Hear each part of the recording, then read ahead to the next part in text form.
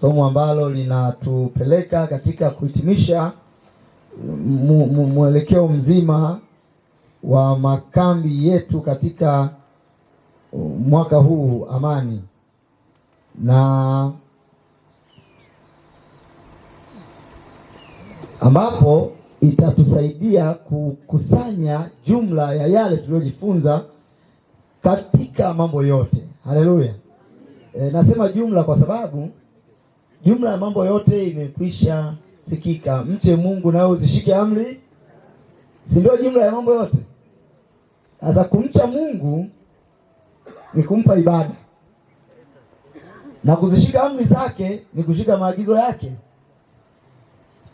Jumla ya yote ambayo Pastor Temba amefundisha, jumla ya yote ambayo nimekuwa nikifundisha, Mungu anasema, mwanangu, nipe moyo wako na njia zako ili upendezwe na mimi.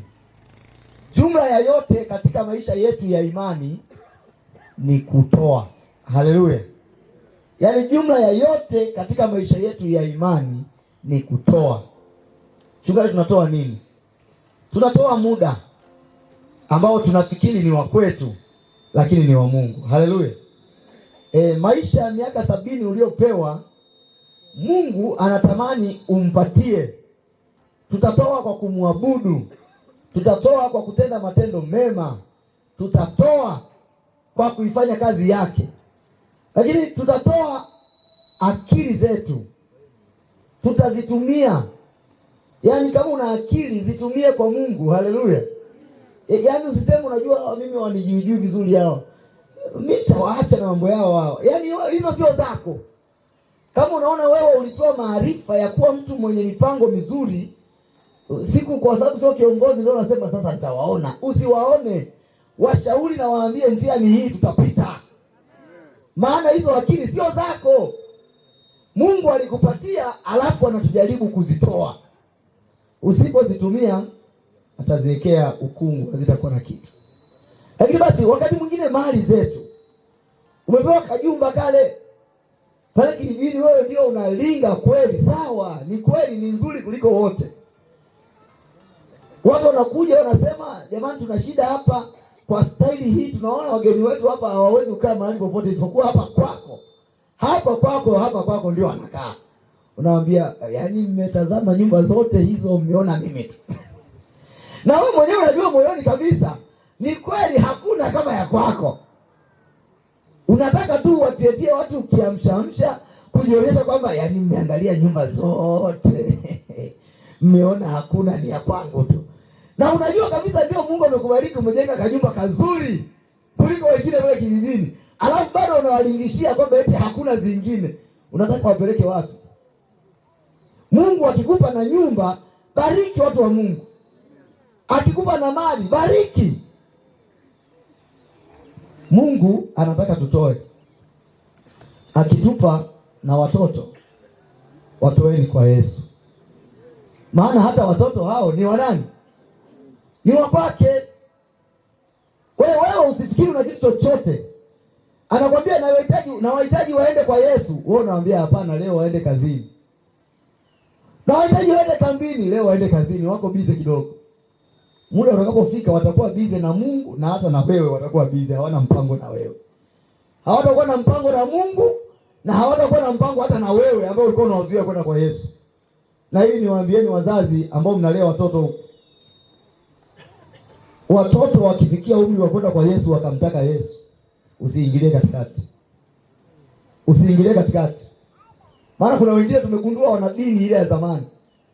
Tulifundishwa kwamba magoli yakija anahesabu mpaka washiriki wote, na kuna wengine mpaka yaani wanafanya tulili mali tu waseme basi wasibatizwe ili wasiwe na magoli.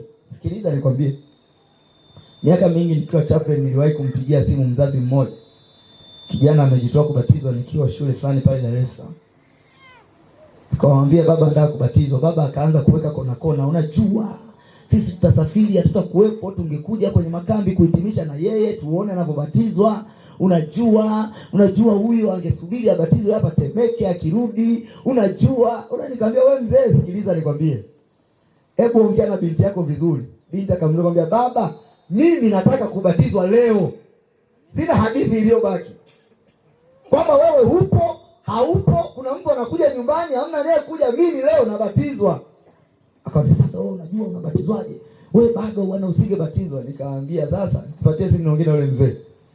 Sasa nikamwambia tu leo ndio wito wake huyu mtoto ametaka kwenda kwa Yesu. Wewe unamwambia bado. Kuna wasaa utataka wewe aende kwa Yesu. Yeye atasema bado. Sasa mtatafutana hapo. Wewe leo umekuwa na wito wa kwenda kwa Yesu, umemzuia. Kesho utatamani wewe hata abatizwe tu, atasema kwa kweli sina muda baba, nina mambo mengi ya kufanya. Ndio utagundua kumbe nilipoteza muda. Kwa Mungu anapotubariki, jumla ya mambo tunajifunza wiki hii yanadai kutoa. Kazi ya Mungu inadai kutoa. Sasa tunaenda kuhitimisha na ujumbe mfupi huu unaosema kutoa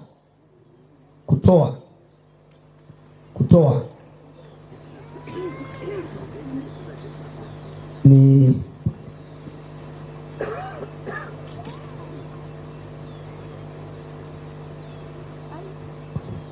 kutoa. Uchaji wa Mungu ni kutoa. Haleluya! Uchaji wa Mungu ni kutoa. Hili ndio somo letu. Mmoja anaweza kuwa karibu na microphone, atanisaidia kusoma mafungu. Hili nisome mafungu kidogo. Na somo hili litajibu maswali machache juu ya matoleo. Moja ya tabia ya kumcha Mungu ama uchaji wa Mungu ni kutoa. Haleluya! Ibada yoyote bila matoleo bado haijakamilika. Ibada yoyote unayoifanya bila kujitoa bado haujaifanya vyema, bado haijakamilika. Na ili kumcha Bwana kuna dai kutoa. Halo? Na ndio maana nikasema uchaji wa Mungu ni kutoa. Ili somo nimelirudia leo, nilihubiri mahali fulani wiki iliyopita. Nikasema nitalifanya tena na hapa, kama jumla ya yote niliyoyafundisha. Tunatoa nini? Ndio maswali ya msingi ambayo yatajibiwa. Tunatoa kwa nani? Ndio jumla ya yote ambayo nimefundisha wiki hii. Na tunategemea nini? Na kwa nini tuendelee kutoa? Na kwa nini tudaiane kutoa? Wiki hii tumesema wote tunatoa. Wote tunatoa. Tena kwa uaminifu. Tena kwa uaminifu. Ila kinachotutenganisha, unatoa kwa nani? Haleluya. Unatoa kwa nani? Unatoa kwa nani? Maana usipotoa kwa Mungu, utatoa kwa shetani. Na kila mmoja anatolewa kwa uaminifu kabisa. Kwa uaminifu.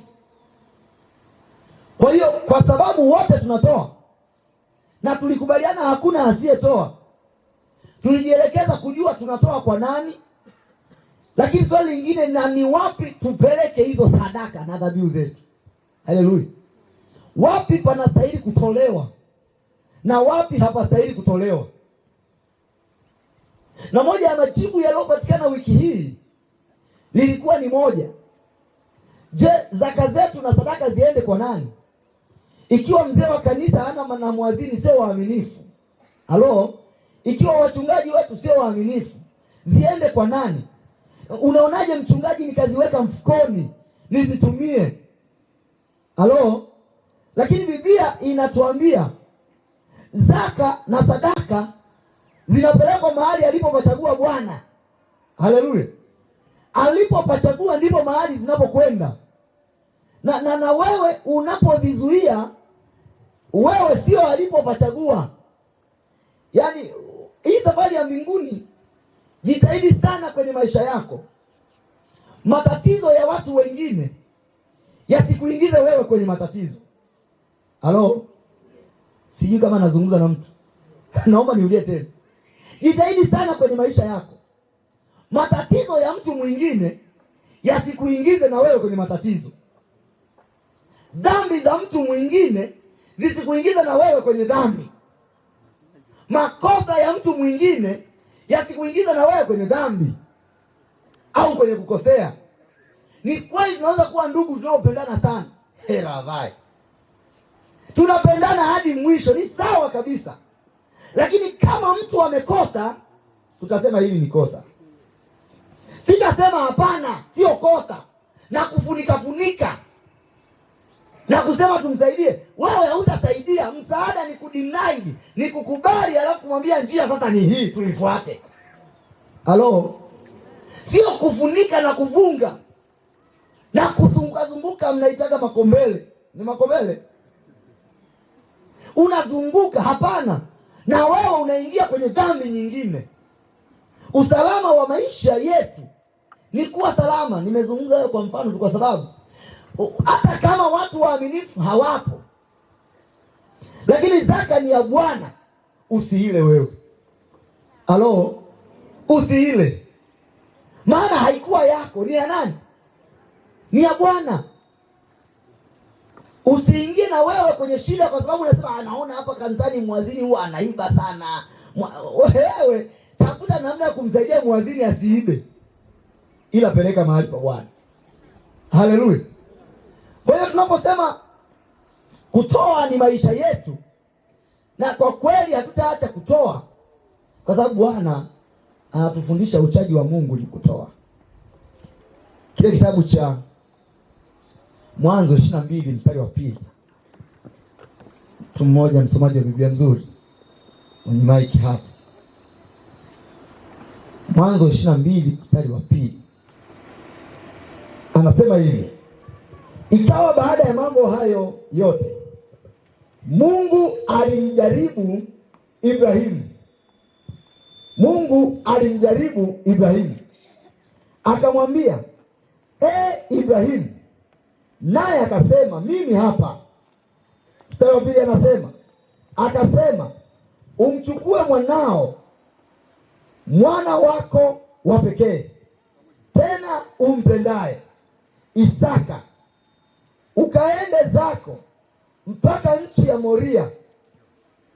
Huko Moria ukamtoe sadaka ya kuteketezwa huko juu ya mlima, huko juu ya mlima mmojawapo nitakapokuambia. Halo, Abrahamu anapewa wito wa kutoa sadaka, tena sadaka ya mwana anayempenda, na anaambiwa mchukue kabisa. Na hapa ni dokezi kidogo, hata hivyo sadaka ni ya vile tunavyovipenda. Halo, ukivipenda sana hivyo ndio Mungu anataka tutoe sadaka. Na ndio maana hela wako mnazipenda sana, Mungu anazitaka. Na ndio maana alisema usizipende sana hela. Si alisema ukipenda sana pesa, kumpenda Mungu hautakuwepo ndani. Na mtu anayekubali kutoa pesa anaweza kukiri kumpenda Mungu. Halo, maana Mungu alijua pesa imekuwa kitego au imekuwa mtego wa maisha ya wanadamu. Wanapenda pesa kuliko kumpenda nani? Yaani wakiwa na shida wanaomba, lakini wakipata pesa hawakumbuki kushukuru. Halo, wakiwa na pesa, wakiwa wana magonjwa wanaomba, lakini wakipona wakapata na hela hawakumbuki kumshukuru Mungu. Ndio maana Biblia ikaandika usipende pesa, maana ukipenda pesa kumpenda Mungu hakuna kuwepo ndani. Na ndio maana tunahitimisha hiki kwa kusema sio tu hivyo, na kila anayeipenda pesa. Ndio maana Bwana akatamani tumtolee huko kwenye pesa, ndio anadhihirisha upendo wake, upendo wetu kwake. Kila anayetoa zaka na sadaka kwa uaminifu ni kama udhihirisho wa kwamba mimi Mungu, vyote vya ulimwengu sio vyangu, ni vya kwako, na ninakiri hata kama sina ni sawa tu, lakini ni vya kwako wewe. Na huo ndio upendo wangu. Lakini utashuhudia hata hapa tu kuna watu wana pesa lakini wanapenda pesa kuliko Mungu. Halo, yaani akiambiwa habari za Mungu na pesa yake, hata kama anaiona tu kwenye akaunti ikakatwa, ni bora ionekane lakini sio kumpa Mungu. Halo, hapa akija anasema mimi nampenda nani? Huyu anampenda Mungu ama ni kuna lugha nyingine? Hebu niulizeni, ni kweli akisema anampenda Mungu ni sawa ama sio sawa? Naomba tuulizane wanadarasa wenzangu. Ana fedha zimekaa pale na kuna kazi ya Mungu inadaiwa na anazo zimekaa tu pale ambazo anajua hata nikitoa yaani bado zipo tu ni za kwake, lakini akiambiwa hatoi. Na mimi nauliza swali, akisimamishwa hapa mbele mkamuuliza, baba unampenda Mungu au umpendi Mungu? Mkamjibia nyinyi, mngesemaje? Anampenda Mungu ama ampendi? Asanteni kwa kunisaidia majibu. Mmekubaliana na mimi kwamba hakuna kipimo miongoni mwa vipimo sahihi sana vya upendo wetu kwa Mungu ni matoleo. Asikudanganye mtu, Mungu anaangalia moyo. Huo moyo ndio ulianza kutoa. Tumesema hii wiki roho ilianza kuona ikasema nitamfanyia Bwana, na nje alikuja ni matokeo tu. Ukiona matokeo ya nje hayapo, rohoni hakuna. Afu mnahangaika mnatuambia Mungu anaangalia moyo. Sisi tunaangalia matokeo ya nje, ila Biblia imetufundisha ya nje yanaakisi ya wapi. Tumesema hii wiki kwamba kabla hujatoa nje alianza kutoa wapi? Ngoja niwaambieni, ni kwa sababu nilikuwa nafundisha, ningekuwa na hubiri ningelisema hivi. Ngoja niwatie moyo wasafiri wa mbinguni. Ukimwona mtu amekuja kwako akatoa kitu kwenye maisha yako, au nichukulie tu jirani yako ambaye wewe huwa unagombana naye sana, nikichomi sana kwake, si nyinyi ni mashahidi mnagombanaga, alafu ukaja ukamlilia shida, akawaza na kabisa anawaza na waka, basi nenda afu nilifikirie tena, alafu baadaye akaja akamwambia njoo uchukue, njoo ufanye nini, alafu akakupa hiyo hela. Yumkini unajua alikuwa na pambano kali sana la kutoa au kutokutoa. Hilo pambano lilikuwa wapi? Moyoni. Ukimwona mtu anakutukana yaani umekumbana na kuangalia hapa, baadaye anakasirika anaanza kutukana. Yaani hilo pambano alilishindwa wapi? Moyoni. Alikuwa anasema nitukane ama nitukane. Baadaye akang'ang'ana. Moyoni likashindikana, likadhihirika nje, matusi. Na ukimwona mtu amekunyamazia akakuangalia tu, moyoni alishinda pambano. Alishindaje pambano? Alikubali kwamba ngoja niache tu yapite. Lakini alikuwa anatamani afanye jambo, ila baadaye akachagua jambo moja. Maana kwenye moyo wa mwanadamu tunayo mapambano. Kila mmoja, hata kutoa ni pambano. Kimwona mtu anakuja kutoa hapa sadaka, ni pambano. Nitoe manisto hii sadaka. Mbona madeni ni mengi? Nitoe. Mbona kama mimi zaka ni kubwa sana, wachungaji wanakula. Mbona kama hivi kanisa hili? Mbona kama nitoe? Mwishoni anaandika zaka yangu kwa uaminifu ni hii, Mungu anapeleka. Amelishinda pambano moyoni. Na Mungu anatualika kushinda hayo moyoni. Ndio maana angalii nje, anasema hiyo vyote ni mbwembwe tu. Moyo unaopenda utatoa. Tunapeleka wapi sasa? Ibrahimu anaambiwa namba 1, mahali nitakapo pachagua. Nenda na mwanao Ibrahimu mpaka kwenye mlima huu wa Moria, mahali nitakapokuambia. Mchungaji unasema nini? Namba 1, sisi ni watu tuliochaguliwa. Sisi ni watu tuliochaguliwa. Yohana 15:16. Anasema si ninyi mlionichagua, bali mimi ndimi nimefanya nini? Nimewachagua. Hilo ndio jambo la kwanza asubuhi ya leo naanza nalolisema. Nitasema mambo 3-4 hivi kama sio 5. Sisi tumechaguliwa. Yaani wewe kuwa hapa, wewe ni taifa takatifu. Wewe ni mtu wa miliki ya Mungu. Yaani wewe ni mtu maalum sana mbele za Mungu. Wewe sio sawa na wengine wasiomjua Mungu. Wewe umeitwa ili uzitangaze fadhili za Bwana. Maisha uliopewa ni ili Mungu atangazwe kwamba kuna watu wangu wanaonicha mimi. Habari gani Mungu anapokuta watu waliowachagua akiwa prouded, alafu hawako kwenye barabara anayojiamini. Nasema pelekeni huko sadaka zenu za kuteketezwa. Naanza mstari wa 4. Nasema wala msimfanyie hivyo Bwana Mungu wenu. Wala msimfanyie hivyo Bwana Mungu wenu. Lakini mahali atakapochagua Bwana. Lakini mahali atakapochagua Bwana Mungu wenu. Ndiyo, Mungu wenu.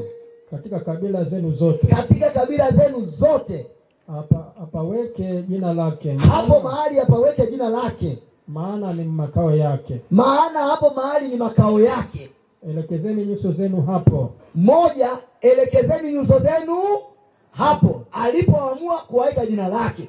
Elekezeni sura zenu na nyuso zenu mahali hapo. Msiende kuabudu miungu mingine. Msizunguke mahali alipopachagua Bwana. Pelekeni nyuso zenu muende hapo alipopachagua.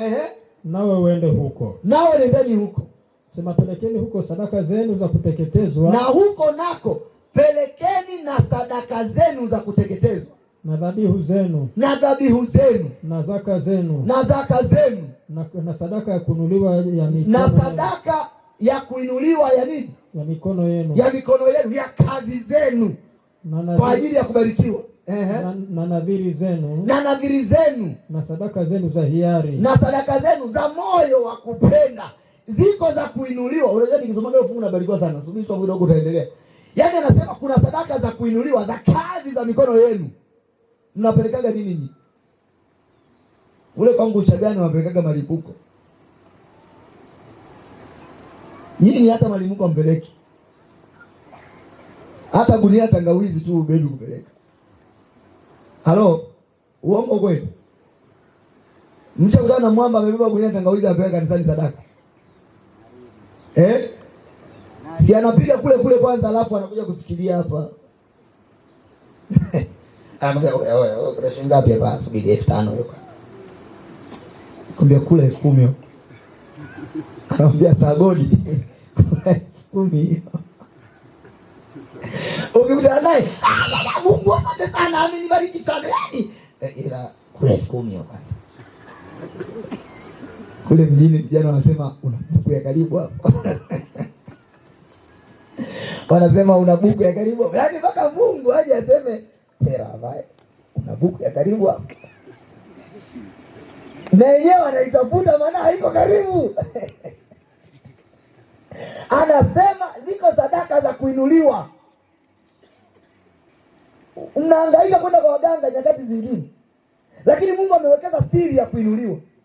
Anasema kwa sadaka za kuinuliwa za kazi za mikono yenu. Pelekeni sadaka muone kama Bwana hata wainua. Wewe wekeza kwa Mungu, mwambie zaka yangu hii na sadaka yangu ya shukrani ni hii. Hata watoto wako watolee sadaka ya kuinuliwa kwao. Kuja unahangaika, "Pastor, unajua nimesomesha sana." Shida yetu tunapeleka hela nyingi kwa watu. Ili tuonekane tunasomesha vizuri. Hapo tunasahau kupeleka kwa anayeshikilia anga yote. Halo? Na wapo wanafanya mashindano, mwanangu anasoma Cambridge, mwanangu anasoma Arusha International. Sawa, asome Arusha International. Tutavuna baadaye. Halo? Maana mwekezaji wa elimu ya kweli ni nani? Ni Mungu. Wewe uwekezi kwa mwenye mamlaka, unawekeza kwa nani? Unawekeza kwa mtu ambaye anaenda kutafuta hukumu. Na hii ndio itawasaidia, ngoja niwape itawasaidia kwa sababu tunaondoka. Sikilizeni. Wazazi wa miamba, wataalamu wa malezi wanasema usihangaike kuwekeza kwa ajili ya kesho ya mtoto wako. Halo? Usihangaike kuwekeza kwa ajili ya kesho ya mtoto wako. Ila hangaika kuwekeza mtoto wako kwa ajili ya kesho. Halo? Narudia. Usihangaike kuwekeza kesho ya mtoto wako. Ila muwekeze mtoto wako kwa ajili ya nini? Hicho unachofikiri unakifanya kwa ajili ya watoto wako ili mwakani wafurahie baada ya miaka mingi wewe ukiwa haupo. Utakapokufa sisi Gen Z tunauza na tunakula bia na tunazimwaga. Halo? Hatuna stress. Vile viwanja uliponunua tutauza. Yale majumba uliojenga tutauza. Yale magari ulionunua hapo ukaonekana nini unasema tutauza. Na tutanywea bia na tutaendelea kula maisha na laana zako hazipo kwetu. Maisha ni haya. Halo? Lakini wekeza mtoto wako aijue kesho. Hata itakavyobadilika anaweza kubadilika nayo akiwa salama. Wewe unaangalia kuwekeza hela unasema unajua za mtoto wangu.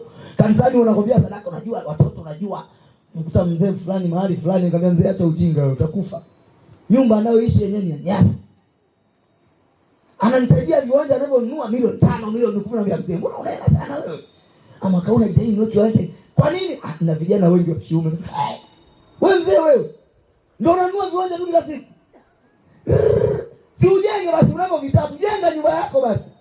Hao wanaonunulia viwanja wameshaanza kujenga sasa kwao, hakuna anayemjengea hata huyu. Wewe mzee wewe, una akili wewe? Wenzako wanajenga nyumba za block, wewe umekaa kwenye nyumba ya mabanzi. Alafu unaendelea kununua, unasema kanunua vya watoto. Anaowanunulia wanajenga. Wanakuja wanamsalimia tu kwa mbali kwenye nyumba yake ya mabanzi, mzee uko vizuri, wanaenda kwenye nyumba zao za block. Wewe mzee wewe. Ikabidi mchana hiyo siku kwambia, geuza mwelekeo, naona wewe hujaelewa vizuri. Wekeza watoto wako waiweze kesho. Sio kesho iwasubirie. Maana maisha yanabadilika. Nayo yote ni kutoa. Kwa utachagua utoe kwa Mungu. Maana kuna wakati mnakula zaka mnasema kwa ajili ya watoto. Mnakula sadaka kwa ajili ya watoto. Na ndio maana mwishoni wanapotea na wao hawapo. Na wewe haupo. Sasa faida yake ni nini? Peleka mahali atakaokuchagua. Jambo la 3. Malizia hapo mzee. Malizia. Nasema na wazaliwa wa kwanza wa makundi yenu ya ng'ombe na ya kondoo. Na wazaliwa wa kwanza wa makundi yenu ya ng'ombe na kondoo.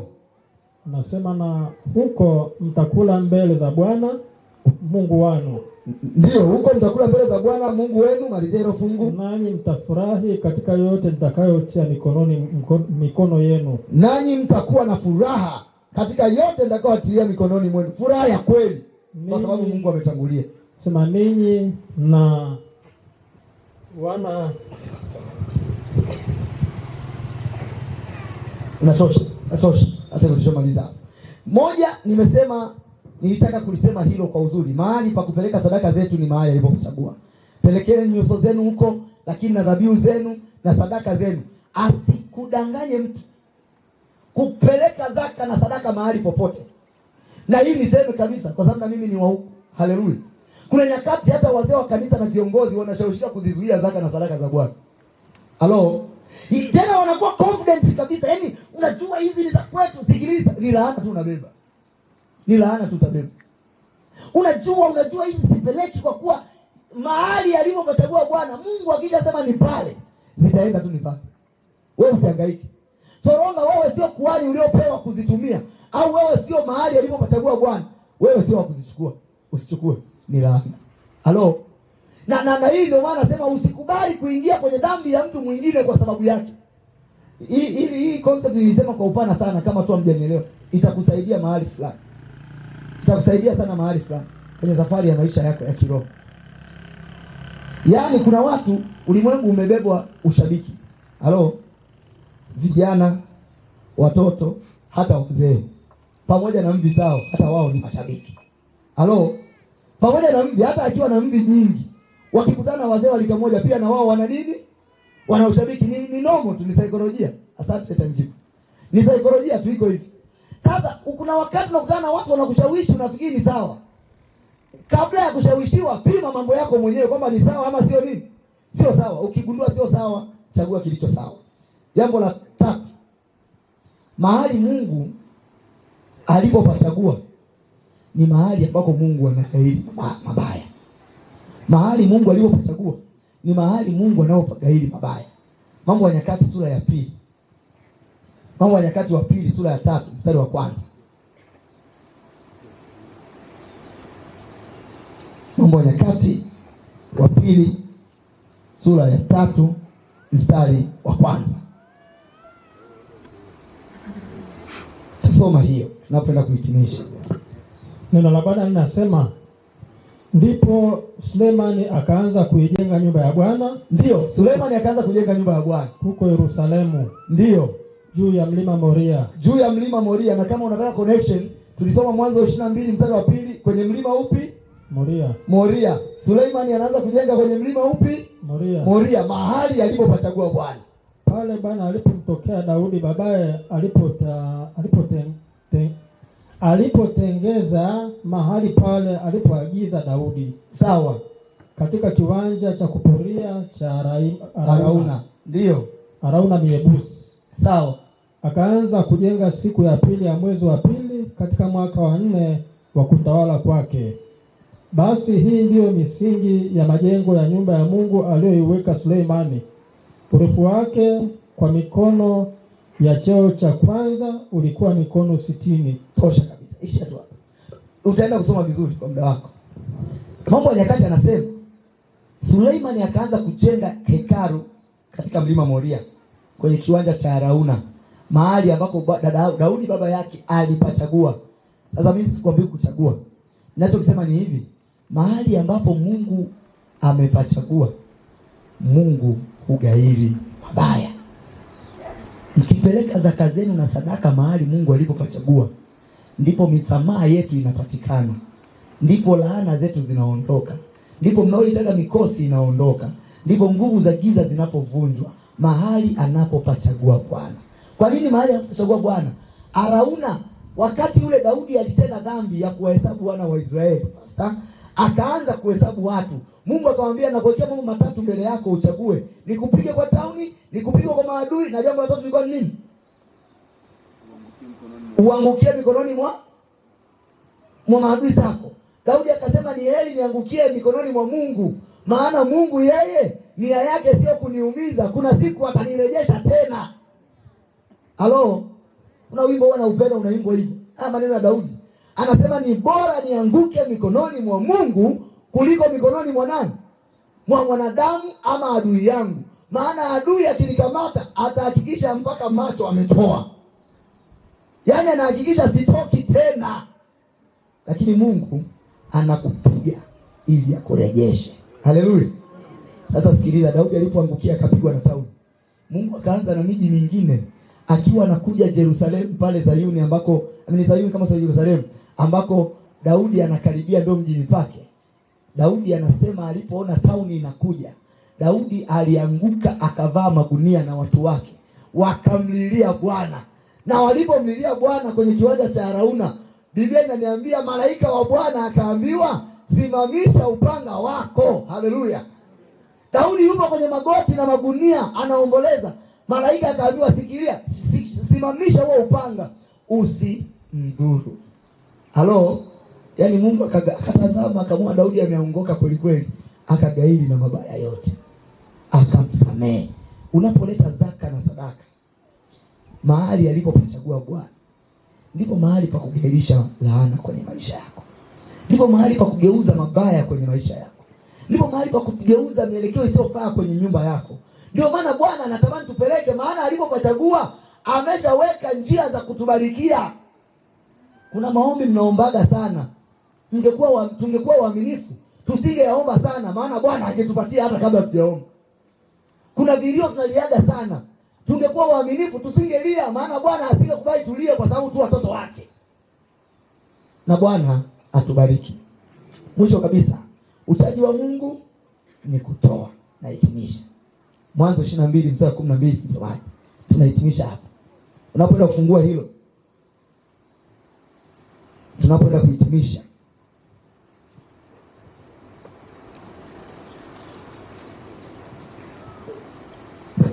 Mwanzo 22 mstari 12. Abraham anatoa. Akasemaje? Usimnyoshee kijana wako wala usimtendee neno. Abrahamu ameshika kisu. Kwa maana sasa ninajua kuwa unamcha Mungu. Ameshika silaha, anataka kuondoa uhai wa kijana wake. Kwa nini anataka kuondoa uhai? Anasema iwapo endelea ukimalizia. Anasema iwapo kunizuilia mwanao mwana wa pekee. Sawa, tosha tu hapo. Anataka kuondoa uhai. Lakini anakuja mtu anamwambia, Mungu anamwambia usinyoshe mkono wako, wala usifanye hivyo Abraham. Utamalizia hapo mbele. Umesoma hapo mwanzoni? Ngoja nisome mwenyewe hapa. Ngoja nisome mwenyewe. Kuna kitu sijakisikia nikahisi. Anasema usimnyoshee kijana mkono wako, wala usimtende neno, kwa maana sasa najua ya kuwa unamcha Mungu, iwapo ukunizuilia mwanao wa pekee. Napomalizia niseme hivi. Abrahamu alikuwa tayari kutoa mtoto. Mungu akamwambia, imetosha. Nimegundua wewe unamcha nani? Bwana. Kwa kuwa wewe hukumzuilia mwanao wa pekee, wewe unamcha Bwana. Huo mstari huo wa 12 anasema sasa ninajua ya kuwa unamcha nani? Mungu. Na ndio maana napenda kusisitiza mkazi hapa mzee Eliud kwamba asikudanganye mtu. Uchaji wa kweli wa ibada za kweli unaenda na kutoa. Tena uchaji Mungu wa mtu utapimwa kwa kutoa. Ndio maana tunapima jicho la kanisa. Ndio maana tunapima zaka. Na wala sio fashion na mchungaji unajua ukitoa kushoto kulia asijue, tutajua. Maana Mungu atadhihirisha. Na wengi wanaosema hayo hawataka kujua, maana wanajua sio waaminifu. Tutajua kwamba wewe ni mwizi. Maana Bwana ametufundisha kuja kukusaidia utoe kwa uaminifu. Haleluya. Ili uokolewe, ili hudumu unampenda Mungu. Napomalizia Kumbukumbu la Torati ile 12. Tumesoma muda ule 12 mstari wa 12 na ule mstari wa 11, neno la Bwana linasema hivi. Tutapeleka nini sasa mbele za Bwana? Mchungaji, tupeleke nini mbele za Bwana? Hata leo tunakwenda kutoa. Tunatoa sadaka za kumshukuru Bwana kwa mavuno, kwa watoto, kwa uzao, kwa ndoa, kwa waume zetu, kwa wake zetu. Toa sadaka umshukuru Mungu kwa afya. Tutakwenda kutoa hapa sadaka ya shukrani. Lakini bado tutatoa sadaka ya ujenzi. Kumwambia Bwana na tutakujengea kwa sababu umetubariki. Haleluya. Umetupa uzima, umetupa afya. Tutatoa na tutaifanya kazi yako kwa kuwa umetubariki, tutafanya. Hata kwa vidogo tulivyo navyo, kama ni kuku, kama ni mahindi, kama ni ndizi, tutatoa kwa kuwa Bwana umetupatia ili tutoe. Haleluya. Hatutakuzuilia, maana anasema hukumzuilia hata mwanao wa pekee. Mimi nitaleta hata ng'ombe, nitaleta yule mbuzi. Kwa kweli sasa hivi sina hela, lakini na mimi nitajenga tena. Sitaacha kujenga ile ofisi ya conference. Tutatoa. Tutatoa hapa. Tutatoa. Tunatoa nini sasa? Kumbukumbu la Torati 12 mstari wa 11 anasema maneno haya. Ujihadhari usitoe sadaka zako nimeenda 13. 11 anasema wakati huo itakuwa kwamba mahali pale atakapopachagua Bwana Mungu wako, Mungu wenu, alikalisha jina lake, hapo ndipo mtakapoleta kila kitu nitakachowaamuru, sadaka zenu za kuteketezwa na dhabihu zenu na zaka zenu na sadaka ya kuinuliwa ya mikono yenu na nadhiri zenu zote teule mtakazoweka kwa Bwana. Nilitaka tuseme zile atakazoziamuru. Halo, ziko zingine Bwana tutaziagiza mumtolee. Inawezekana sio za hiari lakini Bwana anazitaka. Haleluya. Sio za hiari lakini Bwana anasema ninataka. Kama Abrahamu haikuwa hiari kumtoa yule mtoto. Halo, ila Bwana alisema namtaka Isaka. Ni kipimo tu. Bwana atusaidie tukafanye kwa uaminifu. Tupeleke mahali alipokutuchagulia Bwana. Tusichepushe zaka na sadaka. Kupeleka mahali ambako hajatuchagulia. Tusifiche zilizo za Bwana. Tupeleke mahali alipokuchagulia. Tusiache kumtolea Bwana kwa uaminifu zaka na sadaka. Kwa sababu ukweli ni kwamba anayetoa kwa uaminifu, Biblia yangu inanifundisha ni kipimo cha ukiroho wako na ukiroho wangu. Hakuna maneno mengine isipokuwa nasema mkinipenda mtazishika amri zangu. Lakini kwa maana jinsi hii Mungu aliupenda ulimwengu hata akafanya nini? Na anasema kila atakayenipenda atakuja kwangu, atanitii. Bwana na atubariki sana. Karibuni katika ibada ya leo ya matoleo. Tunapokwenda kumtolea Bwana kwa moyo wa upendo. Bwana nawe pamoja nasi. Tusimame tuombe. Baba wa mbinguni, asante, tunakushukuru. Tunajifunza siri kubwa ya utoaji. Muunganiko mkubwa uliopo kati ya matendo ya mwili na ya rohoni. Baraka zinazopatikana katika kutoa na laana zinazopatikana pasipo kutoa. Lakini kazi yako inapotuhitaji tutoe, na upendo unapojengwa katika matoleo. Endelea kutufundisha siku hata siku. Tuache kukaa kuwa watu wa maneno ukatuingiza kwenye vitendo. Tufanye kuwa waaminifu, tujifunze kukutolea na tushuhudie baraka zako. Leo Yesu, tutatoa hapa. Tutatoa sadaka zetu za kushukuru, lakini tutatoa sadaka ya ujenzi kwa kazi yako. Mioyo yetu na iguswe mbele zako. Fikra zetu na ziinuliwe mbele zako. Ili katika yote tukalitukuze jina lako Mwokozi. Kuwa pamoja nasi katika vipindi vyote tunavyoendelea, ni katika jina la Yesu Kristo. Amen. Bwana awabariki sana.